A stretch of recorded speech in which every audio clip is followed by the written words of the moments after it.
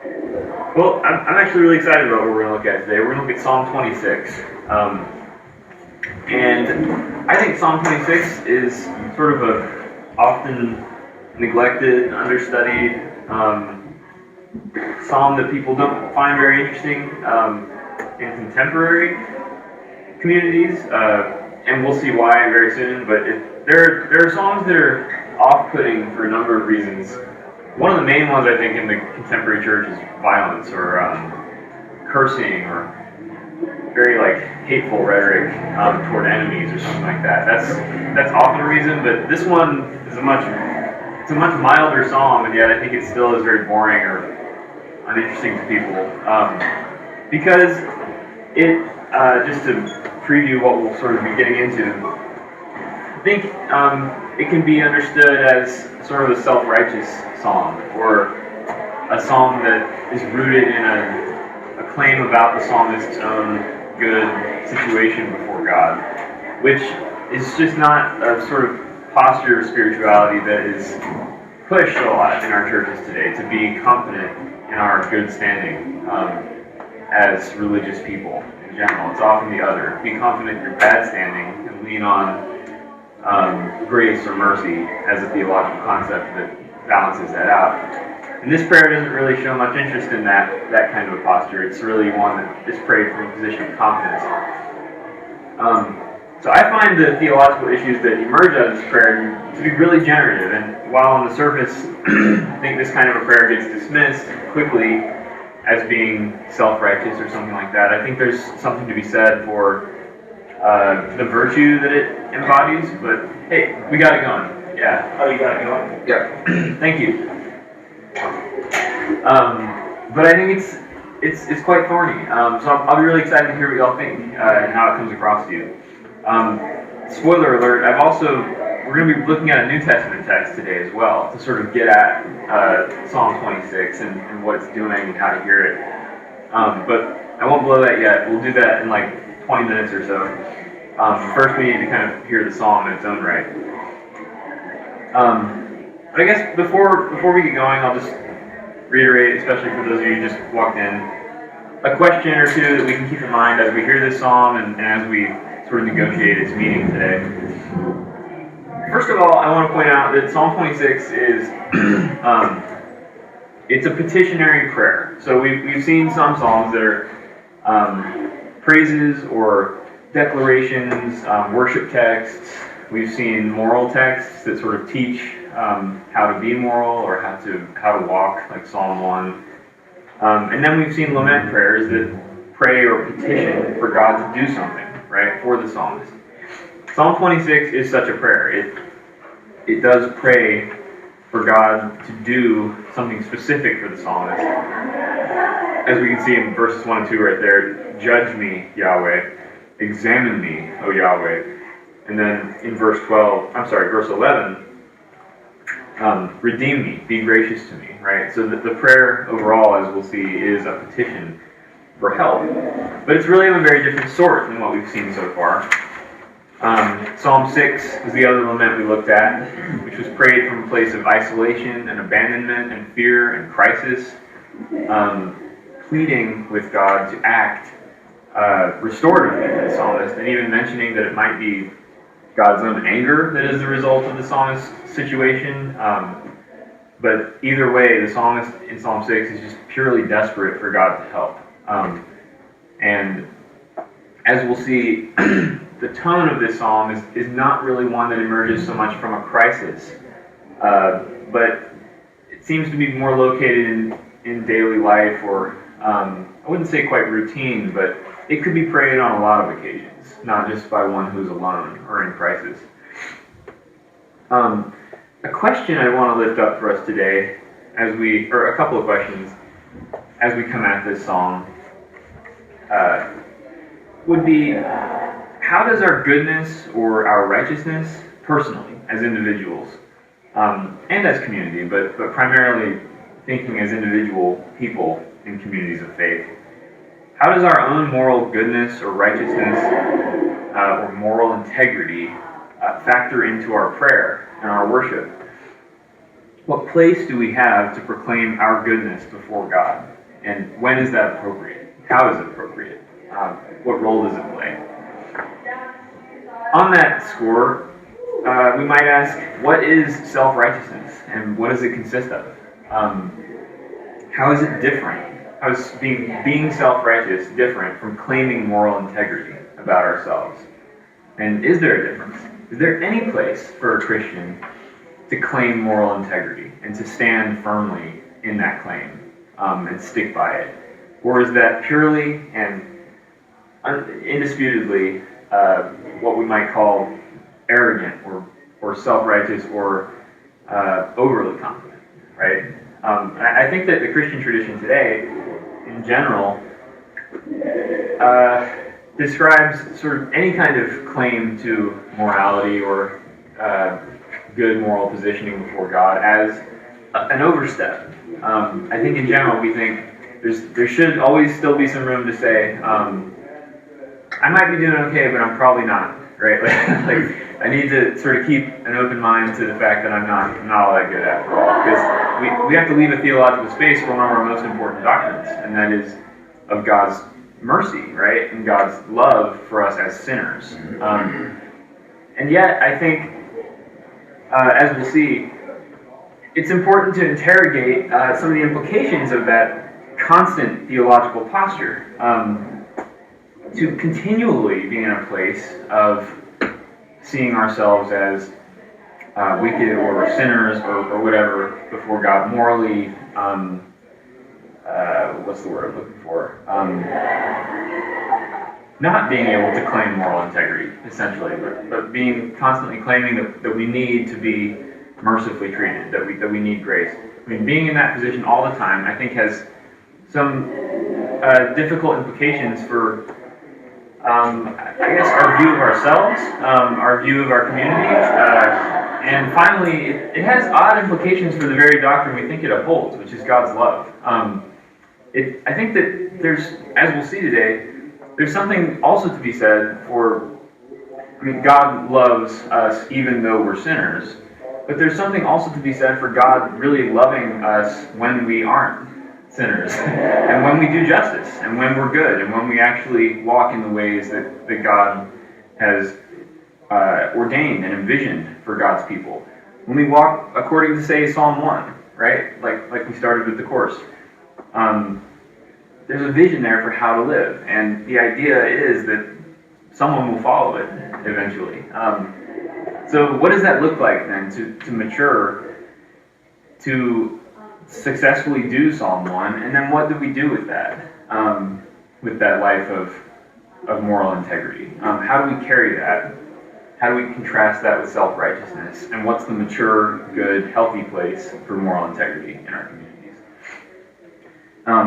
Those are some of the thoughts I just wanted to sort of put on the table before we read the psalm. Now we'll read the psalm, and then we'll sort of see how it strikes you and see what jumps out.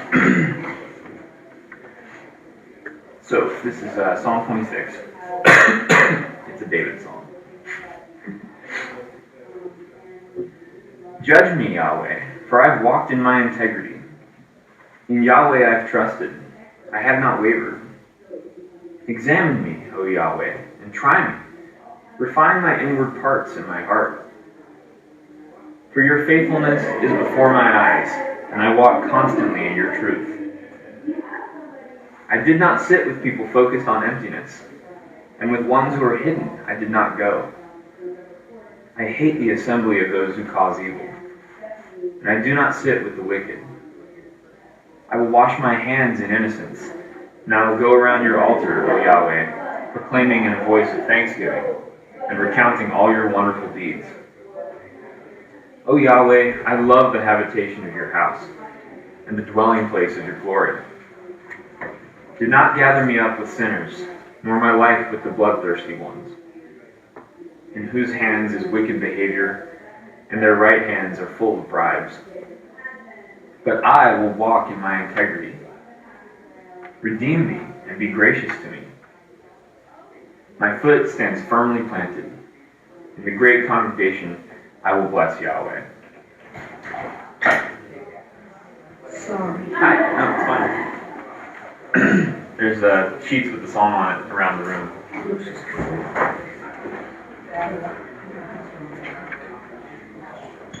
You know, when you were talking about, the only thing that I thought was, well, I guess no matter how we say, we're doing good, supposedly God knows everything about us, right? Mm-hmm. What we have done in the past, what we're doing in the present, and what we're going to do in the future. So if we're claiming something that we're not doing, He already knows that, okay, you're lying, So that's the thought that right away came to my mind when you said that. Interesting. Thank you. What else stands out to y'all about the song? I have a more big picture question. Yeah. So when you started out and you said it's a Davidic psalm, Yeah. I know we've talked about this before, but I'm still sort of trying to wrap my brain around it. So Absolutely, does that mean that it was written during the time of David, in the same way that we might talk about something being Right. Victorian, like during the time of the Queen Victoria? Or Yeah. does it mean that it's someone writing into David's story some fan fiction, like Right. last week's was? Yeah. Or Yeah. like what does that mean when we say it's a Davidic? Fan fiction, that's great. Yeah, I'm sorry about some of the David ambiguity as we've gone along. I technically talked about that like the first day, and presumed then to sort of not talk about it again, and I don't mean to like not touch on that every time David comes up. Well, and I think I was gone then. So Yeah. apologies if you. No, that's my apology actually for only having touched on it the first day and not kind of always giving a note, because not everybody was here the first time. I think, by the way, I've decided that before this class is over, we need to have a day totally dedicated to David and the Psalms, and the relationship of the character David as portrayed in the history books to the book of Psalms as a whole. I don't normally have a whole day devoted to it, but there's been a lot of interest as we've gone along in the relationship, and if y'all aren't opposed to it, I'd love to talk through just at a meta level how David maps onto the Psalms and what we can do with the Davidic inscriptions in general. Superscriptions, I'm sorry. Does that sound okay? Yeah. Okay. But that's not to push it away. I'll try to clarify really quickly. In general, the Davidic superscriptions, I think they're best understood by us as, you can gloss them as something like in the Davidic tradition of psalmody. In the Davidic poetic tradition, David is this legendary, sort of huge looming character, like we talked about last week, in the history of Israel. And is such the phrase I didn't use last week that I think is helpful for sort of mythic, legendary characters, you brought up Jefferson. I think you brought that up, right? These characters are larger than life, is the phrase we use for them, right? They're bigger than any real human being can actually be. They carry narratives that are contradictory and so much bigger than any individual life could ever carry. Narratives about the identity of a nation or the identity of a political ideology or whatever. David is such a character in Israel, and in many different ways, David's person is picked up and sort of exegeted or mapped onto new traditions of spirituality as a way of engaging this rich person in the history of Yahweh religion, essentially. The king that first set up Israel and established it as a people, who was over Israel during some of its best days, at least in memory, sort of their historic memory. And who is also known in the tradition as being very close to Yahweh, specifically, being very intimately devoted to this God. So there you have a tradition, and David's also a musician, by the way, right? That's another tradition about David. He plays the harp and writes songs. So you've got a couple little nodes about David that when you riff on them, you can say David was a psalmist. I mean, David composed psalms. He was devoted to Yahweh, had a rich personal life, which is, I think, one way of saying he was utterly unintimate with any human being for his whole life long. That would be the negative way of stating it. But it's interesting how that same sort of thing, that you can notice David is so sort of to David's own self, such a charismatic, almost lonely figure at the end of the day, even though he's just loved by everyone, right? The whole character of David comes across as one whose life is so almost inaccessible. It's interior and it's mysterious and interesting to us, much like very famous figures, right? We just don't know what it would be like to be them, and they're isolated by that fame. And I think some of the interiority and first-personness of a lot of the Psalms plays onto that very well. It's an access point to the rich spiritual life of this incredible figure, and their larger-than-lifeness. And we get to see, wow, the spiritual life of one who is so important and interesting and meaningful for our identity as a people, right? Speaking as ancient Israel or the Jews. So the tradition of ascribing Psalms to David probably mostly has to do with that. But scholars also are not opposed in general to the idea that some of these Psalms very well may have been composed by King David, historically. Kings in the ancient world did compose hymns and songs and pieces of music and poetry. Not all of them, but it was known to happen. And there's no reason why David shouldn't have done so. I think some of these would have been very difficult to come from a person like David, personally, if he's what the history books tell us he was. But some of them may very well have been his compositions. We just don't know, and that's the trouble. We can't be sure about any of them being such. Mm-hmm. So there's a timeline where it says, this song was written at the beginning of his kingdom, or in the middle, right, or before his kingdom, or something like that? Some Psalms have more detailed superscriptions. We looked at Psalm 51 last week, which ties Psalm 51 in with a specific event in David's life. In 2 Samuel, the event with Bathsheba. So based on the content, people are able to more or less... They say, oh, this is what he prayed at that event. Okay. And that's not a falsehood. Mm-hmm. There's not a... when ancient scribes or theologians did this with literature, it wasn't understood to be any kind of deceit. It's a traditioning, and it's a process of sacred reading. I mean, it's a way of actually enriching the text and tying it into the tradition. So it's not to mislead, which I think a lot of people present the idea that the Bible wasn't authored by who you thought it was authored by as kind of a disillusioning thing. But it's a misstep to do that, because what we're doing is mapping our notions of modern authorship onto ancient texts. In a modern situation, you'd be very upset to find that the person who wrote the book you just read, that's not actually who they are, because we take authorship very seriously when we read texts. Who wrote this? Oh, that one person did. And you read it sort of with that in mind. Ancient scribes wrote texts all the time and then ascribed them to Moses or David or whatever, because they saw that as participating in the sacred tradition of those people and what they stood for. It's a way of tying in the project with that person. So not at all an attempt to write a bestseller under the name of David or something like that. It's rather a way of tying in a spiritual tradition to an important figure. But a note about dating. The Psalter as a whole was not finished until very close to the life of Jesus, which is it's around 100 BC is the date by which we think we have the first Psalter coming into formation. David lived around 1000 BCE. Wow. So the distance between the closing of a Psalter and David's life is about 900 or 1,000 years. And even at the time the Psalter was being closed, there were still multiple Psalters in circulation. It's a hymn book, right? There's plenty of ways to put it together. So you've got a couple versions.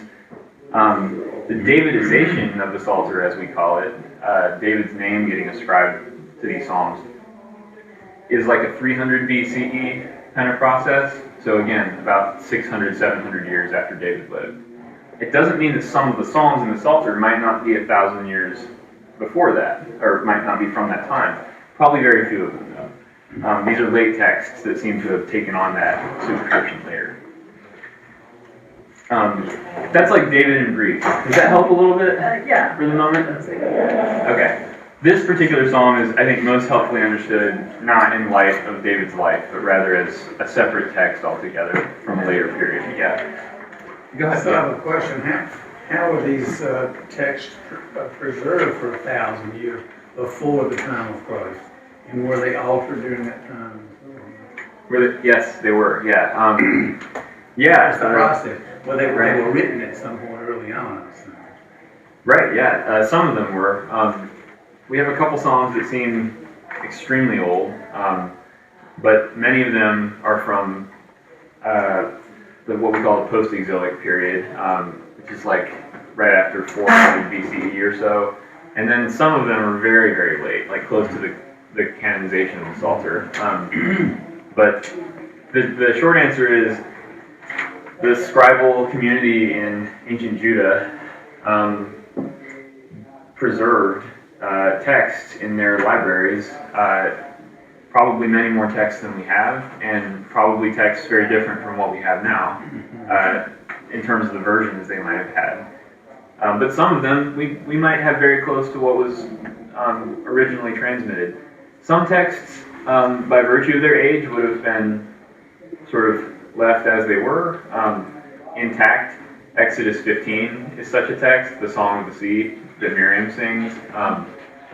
Ancient poetry in that text, very old composition that clearly hasn't been messed with too much. Whereas a psalm like this might have a core that's kind of old, but may have been touched up or reworked or redacted is the word we use, by scribes as it was transmitted. Because when you copied texts, often scribes would, because they had text memorized, little changes would occur in the ways that they summarized or tried to recall the contents of the text. And so you get little variations in the transmission. But the short answer is certainly we have no idea what the original text would have looked like, and what we have now is what we got at the other end of the transmission process. Yeah. It's a very living, messy body of literature, not a fixed one. Can I add something to that Yeah. too? And feel free to clean this up because Yeah, you're sure. clearly much more distinguished in this regard than I am. Go ahead, yeah. One of my former priests did his dissertation on the advent of the printing press and how it affected Christianity.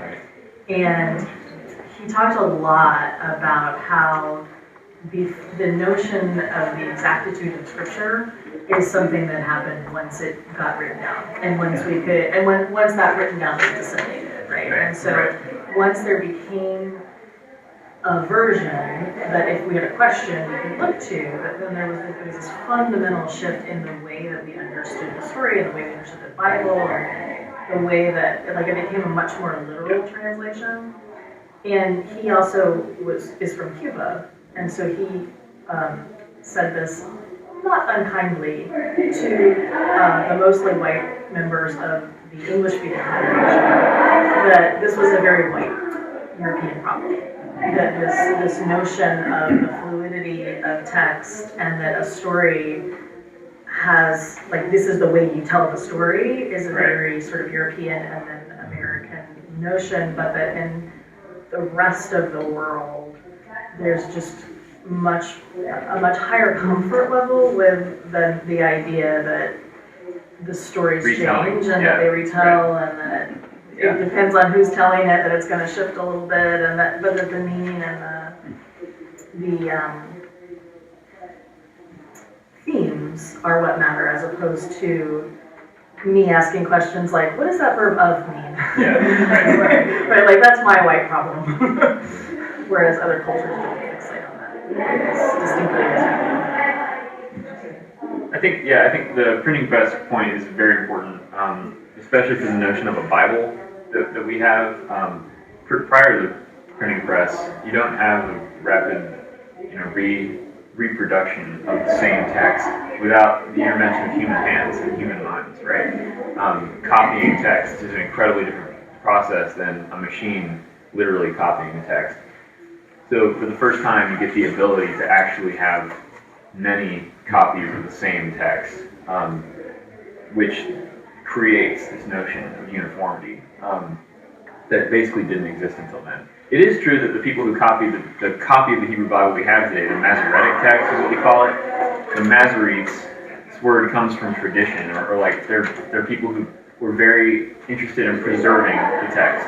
So later in Jewish history, you get scribes who are much more interested in preserving what is old and keeping it the way that it is. Very interested, in fact, such that they're trying not to miss a single letter or vowel. But that is a later development in the way that the Bible was transmitted. Earlier on, you've got various scrolls for various texts and books, and that's another reason why we read the Bible differently. The ability to flip from Psalm 26 to whatever other text and see how they map against each other is an unprecedented ability. And it leads to all kinds of questions about contradictions or whatever that may not have been so readily available in an ancient audience. But thank you very much for that. Yeah, I think that's excellent. So Psalm 26. So we read the psalm. For those of you who didn't hear it, we'll actually read it again in just a minute. Just anything else? We went off on a couple of tangents, but anything else that stood out to you immediately about this psalm? Or yeah. Well, you mentioned that maybe there was a theme of self-righteousness, perhaps, I get the sense that this person is somebody that I could be not judged by, but clearly he doesn't like to be in the company of evil people, but he doesn't seem that judgmental, rather than actually humble, although believing himself to be righteous. I just don't have a sense of a person who is demarcating like a line that I'm not going to be able to cross. Very interesting. I certainly, to be clear, I was trying to raise, I wasn't trying to take a position on whether it shows self-righteousness, but throw that out as like, does it not? What do you see? Does that word register? So that's really interesting to hear that it doesn't for you in that way, because I was just suggesting I think it does for quite a few people. Sometimes, but maybe not. It was just a provoker, Yeah, it does for me. I mean, oh, really? Okay. Yeah, in 4 and 5, the psalmist is comparing himself in relation to the community and in relation to those who are not faithful in the community. So it's kind of an us and them thing. Those two verses for me. Right. Yeah. But then he goes straight into his relationship with Yahweh. Right. So there's a pivot in there. Right. Yeah, and you're getting at something, you're both getting at something that I want us to really push hard on today and see if we can arrive at a more nuanced understanding of what seems to be I think a sort of triggering notion in this text for maybe our contemporary communities, which is us and them, the idea of that, and especially when it comes to morality, the idea of us and them. And I want us to try to negotiate what the place is of us and them as a mentality in a community of faith, if it's appropriate at all. And if not, how then do we define justice over against injustice, or ourselves as just? We say, at least we used to say up until like 3 weeks ago, the Eucharistic prayer afterwards, send us now into the world in peace. I mean, that's a definition of a posture of being in the world that is supposedly understood over against a different posture, right? And at some point, being sent into the world in peace should look different than something. So I want us to think about exactly what you both raised. How do we then carry that distinction without it being what I think we all agree is not okay, which is self-righteousness, right? The idea that one's own self is fundamentally righteous in a contemptful way toward others. And so, just a couple more, I guess, observations, but this is exactly where we want to be going. I saw your hand back here. So, I think there's still some balance, right? If you look in 2, asking for refining, and then 11, redeeming. He's still asking. It's like I still need inward progress. It's not like I'm at a level and I don't need to move any forward. Right. I still need to move, to improve overall. Right. And something that I guess this person sees by not associating with a group of people. Right. He's not talking about the entire community. He's not damning like everybody. It's clear to be a subgroup of people. Right. Not the entire community. Yeah, that's really nice. That I think that's a great point. The prayer does pray for more than just Yahweh to elevate the psalmist, right? But rather, there's a prayer here for.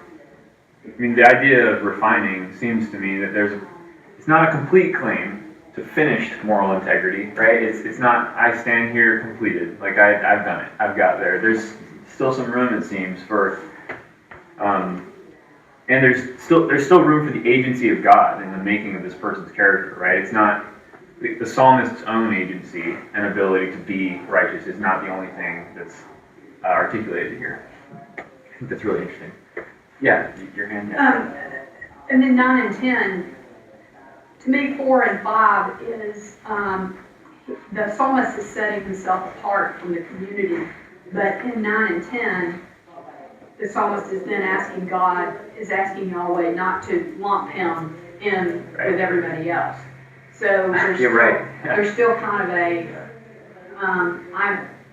I don't deserve to be with them because That's right. I'm so much better. I was thinking that really Jesus could have, you could say Jesus is the speaker of life, or verses 4 and 5. I hate the assembly of those who cause evil, not just who maybe appear evil, but like, you drive down the street and there's a gang of, I don't know what, hoodlums or something, and you think, I hate, I don't want to be with a gang of hoodlums. I want to be, or people who are causing evil. They're not in, like, anyway. It's interesting that you brought that up because, so I work in a high school, and the one I work in now is a fine school, but in my past worked in the Department of Juvenile Justice, and I worked in alternative school, and as soon as we got to that first part of verse 2 where it says, "Try me," I immediately heard, like a teenager who's like, "You want to try me?" Right? And then, so for the rest of this, I heard this in the voice of an American teenager who's been in trouble before, because I've known a lot of those kids. And so the thing about, like, I'm not sitting with those people. I'm not looking around for trouble. I'm not going to those people who are hidden, like, to those who are hidden. I can hear the kid being like, I'm not sneaking around. I'm trying here. Like, I'm doing everything that I can. Right. I'm recounting all of these wonderful, like, I'm going to church. I'm doing what I can. Don't put me in with those people. Right. Because I'm trying to be better. Yeah. Or like I'm a different, and like my foot stands firmly in the great congregation. Like I change. Yeah. I'm doing this. Look at me for who I am Right. instead of whatever I used to be. So David wrote this, right? Probably not. Probably not. Okay. Yeah. That's something different, but That's okay. anyhow, there's an intent, right? When we write something and we put it out there, right? Is it follow me, my example, my thinking, all that, right? So if you don't want to do that, you keep it to yourself, which is like me, a conversation with God, right? But if I put it out there, what's the intent of putting it out there? Is it, this is the way we should be thinking, the doctrine kind of thing?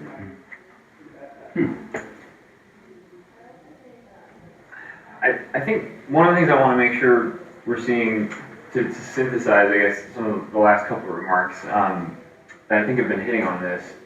Simply put, the prayer makes an argument on the behalf of the psalmist, on the basis of the psalmist's own moral integrity, right? That's the basis of what's being argued and negotiated here. But they know about him, right? Who? Whoever wrote this, It's anonymous. It's completely anonymous.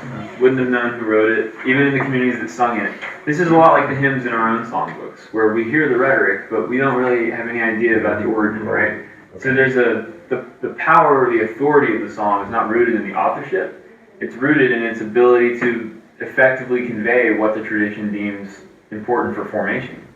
And that's the whole size and scope of what makes a psalm useful or important for preserving. And that's very different from our own notions of authorship sort of being at the root of what makes something worth preserving, right? Well, this person wrote it, and they were good, or they were interesting, or they went through this experience, or whatever.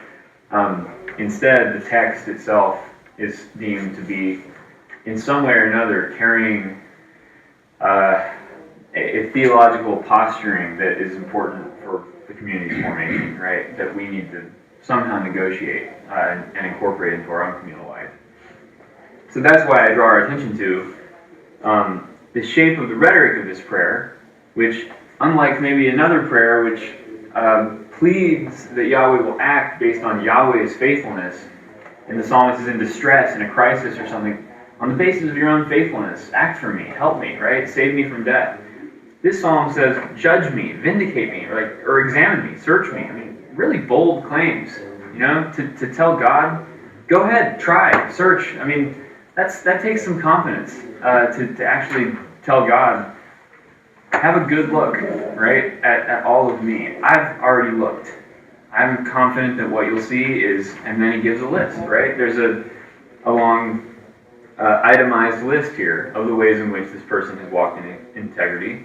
So the plea for help actually seems to be based on the psalmist's certainty, or just short of certainty, maybe something like that, but confidence about their own moral integrity. And part two of that would be, the implication is this psalmist thinks, and the tradition that preserved this psalm thinks, that such a way of pleading with God is effective and important. In other words, God does care about claims to moral integrity. And apparently, claiming moral integrity over against the immoral or the unjust, who haven't walked according to Psalm 1, apparently that claim holds some weight with God. God takes some notice of such a claim. On that note, if it's all right, I'm going to have you flip over the page. We've been thinking about Psalm 26, and I'm going to read a different text. Listen to the prayers you hear in this text, and see what you think of how they compare to the prayer we've been looking at in Psalm 26. So this initial he is Jesus here in Luke 18. So we'll say, Jesus also told this parable to some who trusted in themselves that they were righteous and regarded others with contempt. 2 men went up to the temple to pray, one a Pharisee and the other a tax collector. The Pharisee, standing by himself, was praying thus, God, I thank you that I am not like other people, thieves, rogues, adulterers, or even like this tax collector. I fast twice a week. I give 1/10 of all my income. But the tax collector, standing far off, would not even look up to heaven, but was beating his breast and saying, God, be merciful to me, a sinner. I tell you, this man went down to his home justified rather than the other. For all who exalt themselves will be humbled, but all who humble themselves will be exalted. Sit with that for just a second. It's definitely a contrast. There are several, yeah. I mean, the first one I want to get on the table, just so we are aware of it. The genres are different, to be clear. The Pharisee doesn't take a moment to pray a full-scale petitionary prayer of 11 verses, right? So let's not hold it against the Pharisee that the prayer is pithy and narratively formulated. But in terms of content, posture, approach, character, and finally, most of all, what we just talked about with Psalm 26, and then we can go several directions with wherever we want to go. But as a first question, about moral integrity being a basis for an argument, right? How is moral integrity employed in each case. And let's take for a moment the Pharisees' prayer and Psalm 26. Tax collector aside. Think about the Pharisees' prayer, and think about Psalm 26. So Yeah. I think that, this speaks so much to Jesus, the core of a lot of Jesus' ministry, but in terms of the moral integrity, the ancient world, the ancient Judaism, so focused on laws and the frameworks of, instruction and that kind of thing. And what I pick up from Psalm 26 is, look, I've learned all these things. I'm demonstrating, I know the ways that you've told me. Right. I can demonstrate my righteousness. And I think also in Luke, the Pharisee is doing the same thing. Look at me. I'm abiding by all the laws. Right. I'm doing all the things. And, Jesus' ministry is always that, yeah, we know the laws, and the laws have their place in our culture, but, we need to stand above and beyond that and get to fundamental humanity, and demonstrates that through the tax collector message. Okay, yeah, great. Thank you. I'm going to let people keep coming at this question and then respond a little bit. But anybody else want to get in on that? What you see in the difference between the prayers? Or the similarities? And I'll put on the table, one of the reasons I want to have us read both these prayers next to each other is I'm interested a little bit in rehabilitating the Pharisees' image, actually. I am. The Pharisees as a whole in the Gospels, but the Pharisee here especially. I want to encourage a more mature reading of these texts. When Jesus told parables, they would have been hard for his audiences to understand. That's the key. So if a parable in the Gospels is ever easy for you to understand, you're like, oh, obviously that's the point. You're probably not getting it quite yet, because the parables were mysterious, weird texts or stories that Jesus told. The audience of Jesus here would have wondered what made the tax collector justified. Because I think, just to spoil it a little, look at Psalm 26, the posture in general of Psalm 26, that moral integrity can be claimed and should be claimed eventually in a life of faith, hopefully. That's what the Pharisees doing, right? Claiming what Pharisees do. And Pharisees as a movement in ancient Palestine were interested in preserving and maintaining tradition for the sake of being a moral pillar in the community of ancient Israel. A very good cause to preserve a tradition in the midst of losing national identity under the oppression of Rome, etc. I mean, that was their fundamental interest. It's not wrong to want to preserve a tradition of morality for a group of people, but something is wrong with what the Pharisees are doing, according to Jesus. Something's very wrong with it. But I want us to try to attend to what that thing really is. It's not that they're interested in doing the right thing, right? It's not. The fact that the Pharisee does these things is not bad. What's wrong with the rhetoric compared to Psalm 26? He's not asking for examination, or he's not asking God to... Certainly not. That's one. Yeah, right. That's definitely one thing. God's left to do just about nothing in the Pharisees' prayer, right?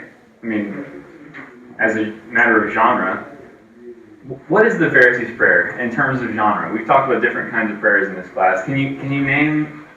You have to look closely, but what actually is the Pharisees' prayer here? It's not a prayer for help. That's a hint. What is it?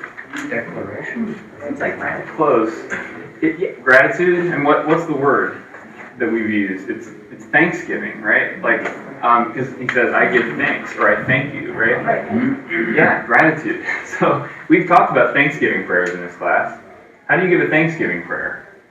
You say, "God, you have done this, and I thank you for that," right? The Pharisees are terrible at Thanksgiving prayers. This is, "I thank you that I am not like other people." What a crap Thanksgiving prayer. It's simply a genre mistake. And the Pharisee's spirituality is mixed up then. That his worship emerges from observations about his own self. There's nothing wrong with observing about oneself that you've walked in moral integrity. In fact, I really hope that people in our community can claim moral integrity, especially as a younger person. I take comfort in the knowledge that someone in this community can tell me what it looks like to maintain a life of moral integrity. I that means that we've got people who know what that would look like and who can teach me, right? And who can tell us that it's very important to have people who can claim the things the Pharisee claims here. But if they're actually hosting their own minor worship services simply on the occasion of their being righteous, that's a problem. And that's one of the main differences I'd point to between the Pharisees' prayer and Psalm 26. Would be in Psalm 26, the moral integrity is the basis for a plea that God help the person and do something for the person. It's currency in a relationship, right? It matters to God that the person is morally, has moral integrity. And it hopefully will move God to act on behalf of this person. In the Pharisees' prayer, the righteousness of this person is itself the occasion of the prayer. I mean, there's no other thing going on. The Pharisee has taken some time out of his day to go and just give some thanksgiving to God for his existence. That's the problem here, or at least one of the problems here. I see a couple hands. Go ahead. I think one of the things too that compare and contrast between the Luke and the Psalm is the Pharisee has a specific individual that he's pointing out. Right. Where in the Psalm you have it's a little more nuanced in terms of it's a full community or group. Right. But it gets really edgy and almost kind of nasty because he's pointing to that tax collector next to him. Right. I think you're dead on. That it's verse 11. I'm not like other people, right? Mm-hmm. And Psalm 26 makes such a claim. I don't sit with these people. I don't stand with them. Apparently, in perfect concert with what's been called for in Psalm 1. You know, happy is the one who does not stand in the way of sinners or sit in the seat of scoffers. Like, that's the claim in Psalm 26. But here it's, I'm not like those people, or even like this tax collector over here, right? There's a deliberate, there's almost an enjoyment of the line between the Pharisee and this person. And I think you're exactly right that the question that's coming up here, and this is one I wanted us to think about for sure, is coming back to the us and them, right? What is the place of contempt for evil in the life of faith? I think there has to be one. I'll say, there should be a place in the life of a person with moral integrity, there should be a place for contempt of immorality and duplicitousness and unjust behavior. Absolutely. What's the place of it? And how does it play a role in our lives?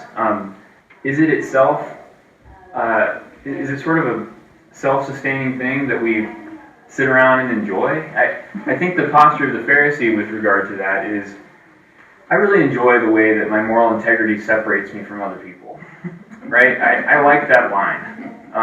It's convenient for me, and in fact, it's working out very well for me, and God, I just wanted to take a moment and celebrate how great this is for both of us. There's no regard whatsoever for the tragedy of that line between us and them, right? That morality is not something to be clinged to in the face of an immoral world or of an unjust world. Rather, it's something to be diffused, right? And it's to go among the immoral and live so that morality can be enjoyed and, like a meal, partaken of by people who need it and want it. And Megan, this gets back to what you were saying. There is a plea, ultimately, I think, in Jesus' ministry for attention to the ultimate purpose of the law. The law being the source of moral formation in ancient Israel, right? The purpose of the law, which we talked about last week, is a post-salvation thing, right? People are saved and then given a law. Why? To be formed as a people. Salvation is making them a people. The law is to form them to be a certain kind of people. And that's for a purpose. That's not just to enjoy it or sit over here with that and celebrate moral certitude, which they have. To celebrate, I mean, ancient Israel could claim, your law is good. It's good, and the teachings are great, and when we follow them, we are moral. I mean, that's a certain claim. But to take that claim in a vacuum and to leave it apart from the drama of the world and the people who need the benefits of that justice, that's evil. That's immoral. That's moral integrity being used for its own sake. with no regard at all in the Pharisee's prayer for the life of this tax collector, right? For the existence of this person. Rather, the tax collector exists solely as a foil for narrating the interesting moral integrity of this Pharisee, right? And that's Jesus' major problem with the integrity of the Pharisees. It's purposed entirely wrong. Not bad in itself, serving entirely the wrong purposes. Well, I've seen a couple other hands though. What else do y'all think? So just a quick comment, I came to a different understanding of the term tax collector as a result of sitting in these Tiffany Sunday schools. You know, I would tend to think, hear that term and think of somebody who works for the IRS, and those people are not necessarily sinners, but tax collectors from that age, they were the henchmen of the local warlord. Right. They were shakedown artists, extortionists, you know. Right. That might be a better way to think, instead of reading tax collector, we might think, shakedown artists. Yeah, that's right. Yeah, Right. I think that's true for this particular text. Yeah. And that really is a sin. Yeah, I think that lends Yeah. a little more dimension as well to the Pharisees' prayer, which, again, I'm interested in doing. I think it's important that we be able to find what's confusing about this prayer, or about this parable, so that it really does create some problem for us. And the people who became, sorry, I didn't know who it came over, but the people who became tax collectors not as a career goal, right? They found themselves in that position because of some other cultural, whatever. They were not. Sure. Yeah, maybe. I really don't know. But I think we can safely say that tax collectors enjoyed the benefits of their job in the ancient world, whether they got into it or not, for that reason. But the point being that in this culture, these people were known for self-serving ends, right, and for doing their jobs for that purpose. And they were collaborators with the Romans, right? I mean, that was Yeah, sort of the right. other piece That's of the the bigger other picture. Yeah. So the Romans had a tax farming system. Basically, people paid locally, centrally to Rome, the right to collect taxes locally, or in these regions. So Rome got its money, and then they had to extract to make enough money to pay for Right. what they paid Rome. And so that There's a big structure local. around it that wasn't Yeah. necessarily.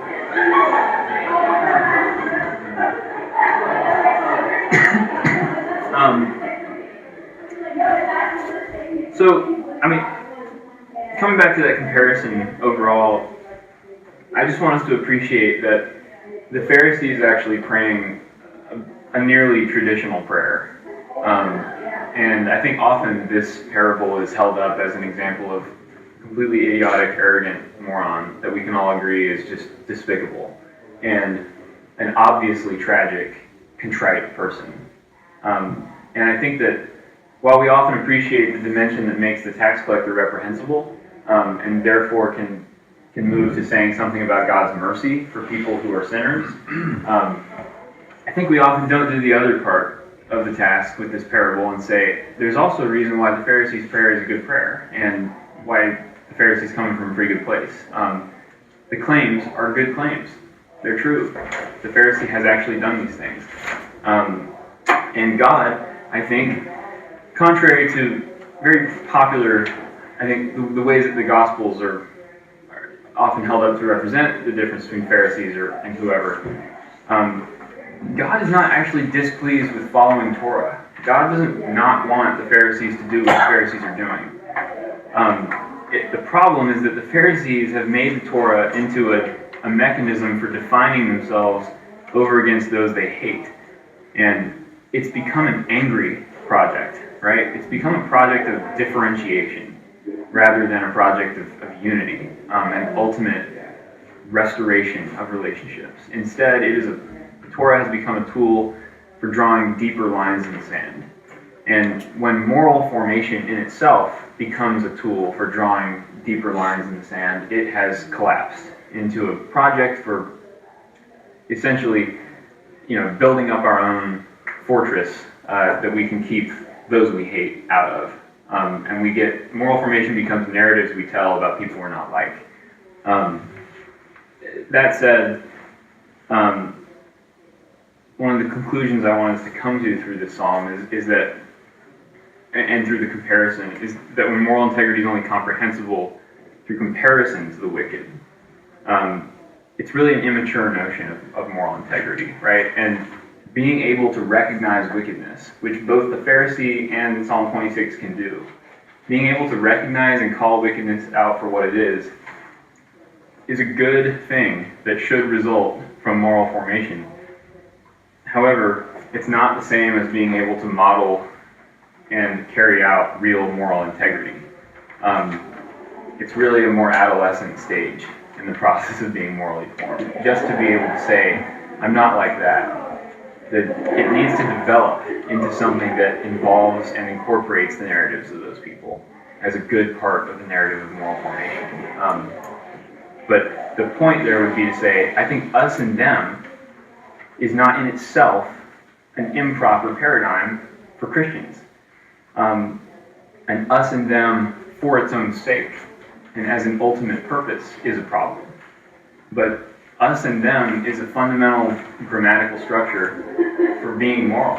And naming immorality is important for being moral, as long as it's ultimately in the service of the very people that we define ourselves over against. And not in like a self-aggrandizing way, but in a sacrificial way, entirely, in a way that will cost us our lives. And the Pharisee isn't willing to do that. But I draw attention to that for Psalm 26 to say, prayer for help on the basis of moral integrity assumes that such a voice is appropriate and good in a community, and that we should also be able to, at the right times, pray on the basis of moral integrity. Our prayers don't always need to emerge from a posture of total desperation. In fact, our moral integrity is currency in our relationship with God, to say, God, you need people with moral integrity. Help me. You want me to survive.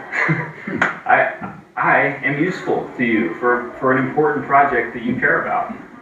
Preserve me then. Preserve my life. And as a final concluding note, that's not to say that God doesn't care about or hear the voices of those who can't claim such. It's to say that God hears those voices for different reasons and in different ways. God does hear the voices, of course, of the tax collector and loves those voices. But both voices are welcome and good currency with God. And it's to say that we have to keep that balance in our life. We have to keep an awareness that the prayer of a sinner is acceptable for some reasons, and the prayer of a righteous person is also acceptable and good. We don't all need to pray as sinners, which I think is the notion I'm trying to debunk a little bit. But is that good? Anybody have any final comments or questions about that? I think we're off next week because of Canuga. So 2 weeks from now will be our next class. We may take up the David question at that point. I'm sensing interest in it. But thank you all so much for your attention. It's been wonderful.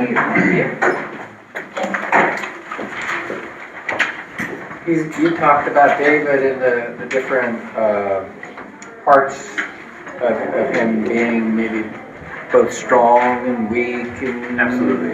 And Yeah. Are there a lot of books or studies on that? Or There are some. Just Yeah, seemed I'll like bring a something. recommended It just list. seemed like Yeah. something that you were very interested in.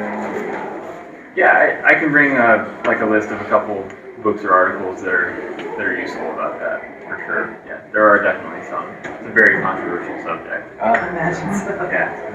So just like there are books that didn't make it into the traditional Bible, I assume there are songs that didn't make it into the traditional Yeah, Bible? absolutely there are. Are those Yeah. collected somewhere? We have quite a few of them in different collections, mostly like scholarly publications. But like the Dead Sea Scrolls, Psalms have been published in popular publications, I think. And I mean, there are many Psalms that are sort of extra biblical poetry. There's also Psalms that didn't make it into the canon of the Psalter that occur in the rest of Scripture.